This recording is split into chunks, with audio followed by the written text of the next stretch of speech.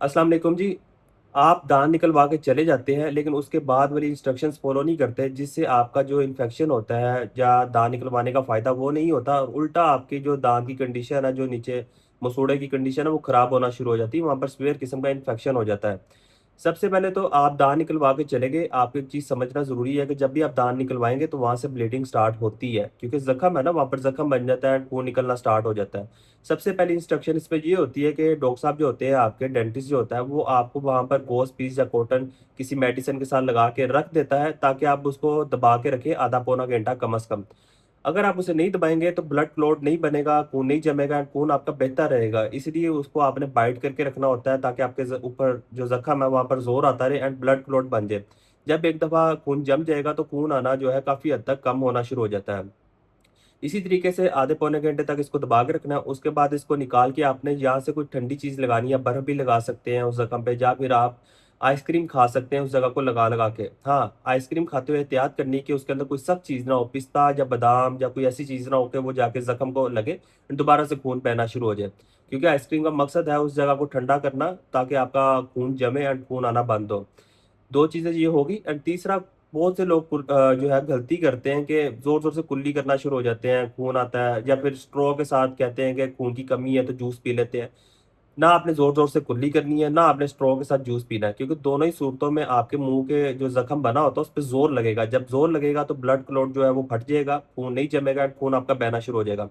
दोनों गलतियाँ आपने नहीं करनी है। अगर जूस पीना है तो आपने ग्लास में डाल के बड़े आराम तरीके के साथ उसको पी लेना है एंड ज़ोर-ज़ोर से कुल्ली भी नहीं करनी।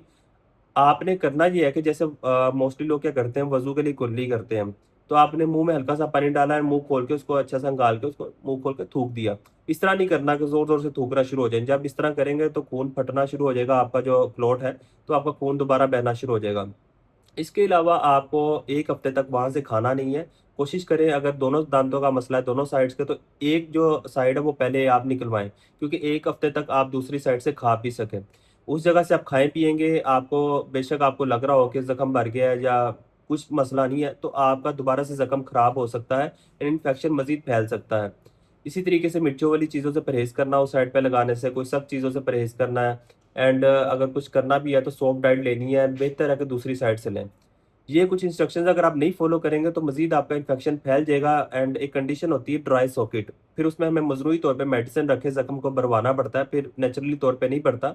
तो वो एक सेपरेट टॉपिक है, वो फिर हम किसी दिन ड्राई सॉकेट को डिस्कस करेंगे, क्योंकि वो बहुत लंबा जो है ना उसको मैं आपको समझा सकता हूँ।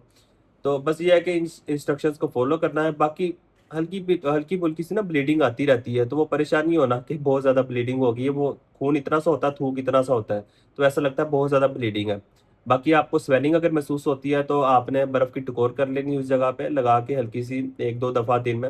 लेकिन अगर आपको बहुत ज़्यादा स्वेलिंग महसूस हो रही है, इसके अलावा आपको खून भी आता जा रहा है, तो आपने अपने डेंटिस्ट से लाज़मी राब्ता करना है एंड जो डॉक्टर साहब ने आपको मेडिसिन प्रिस्क्राइब की ही हैं, वो लाज़मी खानी है।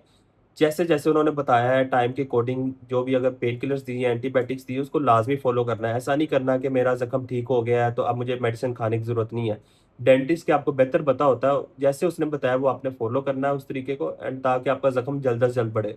नहीं भरेगा तो फिर आपको मसले-मसाइल होंगे एंड फिर आप समझेंगे कि शायद डेंटिस्ट ने सही दाँत नहीं निकाला, कोई जड़ रह गई है या कोई बहुत ज़्यादा अजीब किस्म का जो आपका इन्फेक्शन या स्वेलिंग होना शुरू हो जाती है, तो इसलिए बेहतर है एहतियात करें। उम्मीद करता हूँ आपको वीडियो पसंद आई होगी। मज़ीद किसी प्रोसीजर के बारे में आप आफ्टर इंस्ट्रक्शंस या प्रिकॉशंस देखना चाहते हैं या सुनना चाहते हैं तो मुझे कमेंट्स में लाज़मी बताएँ। मैं उस बारे में वीडियो लाज़मी बनाऊँगा। वीडियो देखने का बहुत शुक्रिया। जज़ाकल्लाह। अल्लाह हाफ़िज़।